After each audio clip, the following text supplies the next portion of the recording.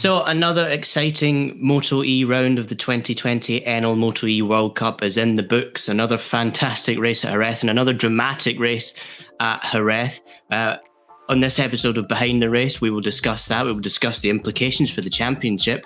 I'm your host, Liz Duncan, and joining me is Michela Cerruti. Michela, welcome. How are we? Thank you. I'm very well, and you? Yes, very well, thank you. Another fantastic race, and a dramatic one at that. We'll start, I think, with the race winner, because we have a new race winner in Moto E, Dominique AEGERTER. We sung his praises last week on his rookie performance, but this weekend was perfect. You know, qualifying was perfect, pole position, and then an almost dominant, display in the race. Yes, I think he was really, really fantastic this weekend. When you race for the second time on the same racetrack for 2 weekends in a row, for sure you get much more confidence in facing qualifying and race. But this time he was absolutely perfect. He is a rookie in this series, despite he has, of course, a lot of experience coming from Superbike. But I think he showed that he could be another man to beat, and already was showing that during the first weekend. But this time, we had a lot of dramas during the race, and he perfectly, used these kind of situations to go and win alone. Yeah, I think the biggest talking point from that race has to be Eric Granado, a runaway winner in race one, of course. It was a difficult, I think, race all round because he didn't qualify so well. Fourth is okay, but his e-pole lap wasn't brilliant. And we've seen in this series that with everything so close, you cannot afford to give away anything in qualifying. So that left him with a job to do in the race. And then, of course, there was the contact at the end of the race, the collision there. It shows you just how quickly things can change. He's gone from championship leader to third in the standings. And he's got another month to wait now until the next race. So where do you think his mind is at going into that one?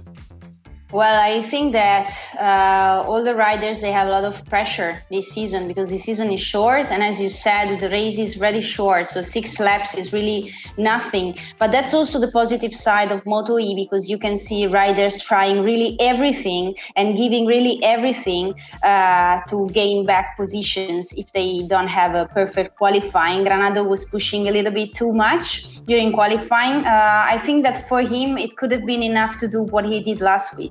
He wanted to do something more, and unfortunately, that ruined his performance. But during the race, he was anyway the quickest at a certain stage, and he could have battled for the podium.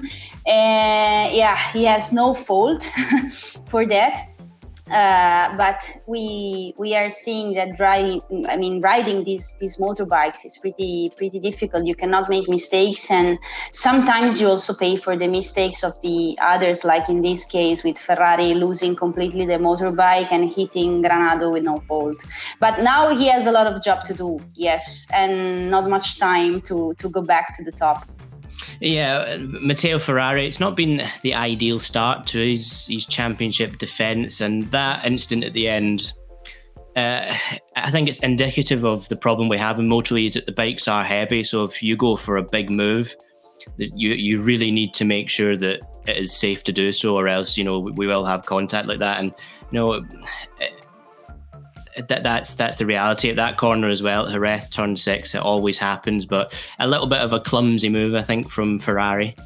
Yes, that's a difficult corner because it looks like you can push always more, but this Moto E, as you said, has a big limit because of the weight. And overall, during the braking, one of the moments where you feel the weight of a vehicle is during the braking. So if you miss your braking points, if you try to push more in that phase of the corner, that's the biggest mistake you can do. Because when you have a weight like that, if you make a mistake in braking, then you will never stop that bike or that car. And that's exactly what happened. If you maybe take a corner a little bit too quick, you can maybe go a little bit wide and then come back. But if you miss the braking point and try to push there, that's gonna end bad like he did with him. And it's a pity because he was quick, and for sure he wants to maintain his title. But I think that at this stage, he needs to make a step back in his driving style to be efficient again. Yeah, definitely. Another rider that really stood out this weekend, Jordi Torres. We sung his praises last week. It was a good debut performance, but he took that step forward, and it's exactly what we expected with the rookies, with a weekend of experience under the belt, that they would be stronger this weekend, and that proved to be the case. Torres was there, of course, AEGERTER winner as well. Again, it's really impressive to see these guys jumping onto these bikes straight away and being so quick. It shows you just how good and how rideable they are. Yes, they are. And I think that he made the first experience last week. He has anyway a lot of experience as a rider, and this helps for sure, because probably he has tried many kind of motorbikes in his career, and that helps to adapt quicker than others on this kind of bike, because for sure it's not like driving a super bike, it's not like driving a MotoGP or a Moto2. It's something very, very particular and very difficult also, I have to say. So once that you find the right way of riding, then you can be very efficient and very quick. So he is the example of going like step by step to find the right way and the right speed. So his result can confirm that. And he's very much in this title hunt. You know, he's only 11 points behind our new leader, AEGERTER. So very much, you know, going forward, he will be looking at making that next step to the race victory. Yes. I think his duty will be not to feel too much pressure because the races are not so many. So once that you are on top after the second round, then maybe it's not you do not have that time of making a strategy in a championship like you do when you have like 10, 12 races or 20 races like MotoGP. But yes, you need to keep calm and to be very clever.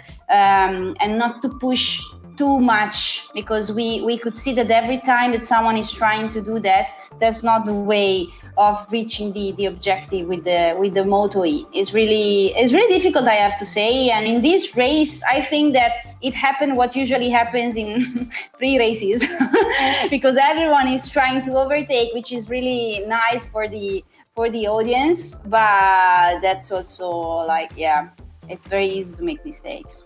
And that very much was true for Alejandro Medina, who was, again, another impressive rookie, but made that mistake at turn 1 while fighting for a podium.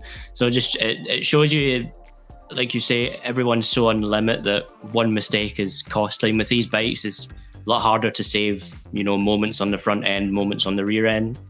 Yes, and don't forget that in Moto E you feel this kind of pressure, and moreover you are inside the MotoGP environment. So together with pushing to win a race, to win a championship, you know that everyone is watching you. You know that being in Moto E is a really good chance to be still in the best motorbike environment that you can be today, with the top managers, top teams, with the top world champions. And that's also something that for sure the riders feel, because from being like last year, there were many more legends, let's say. Now we can see rookies coming to try to show again what they can do. So this is another additional pressure when they do these weekends.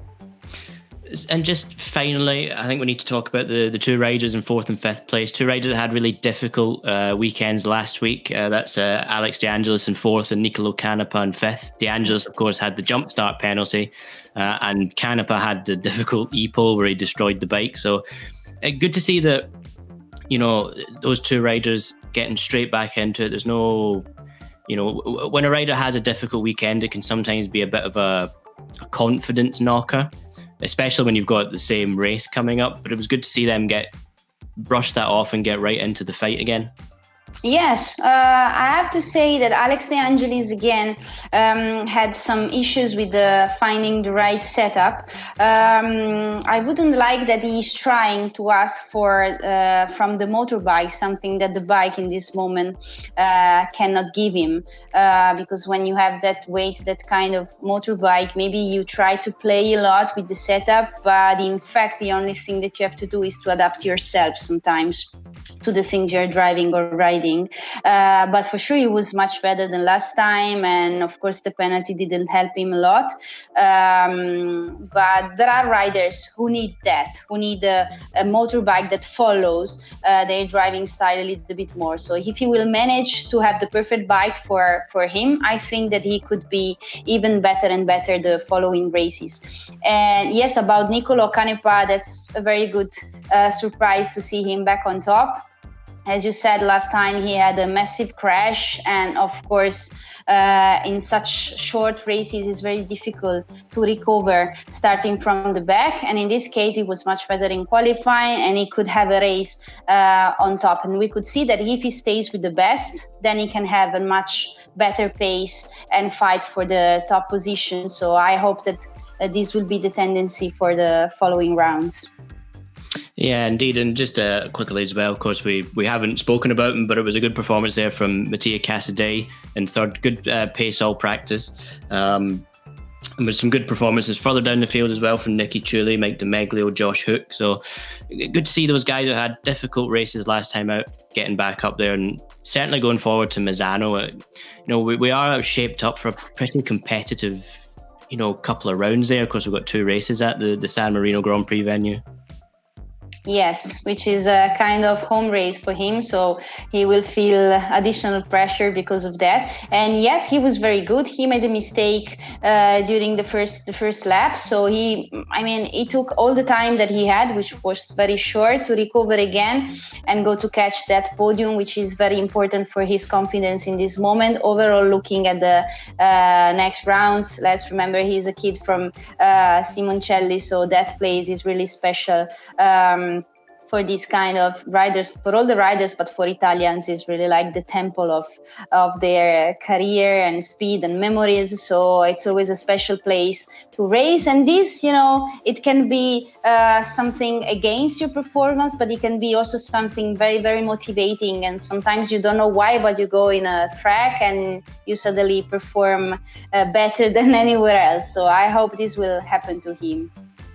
Definitely. Michela, thank you very much for your company. And thank you for watching this video. We will be back in a month's time to discuss more Moto E action from Misano. But until then, it's a very warm goodbye.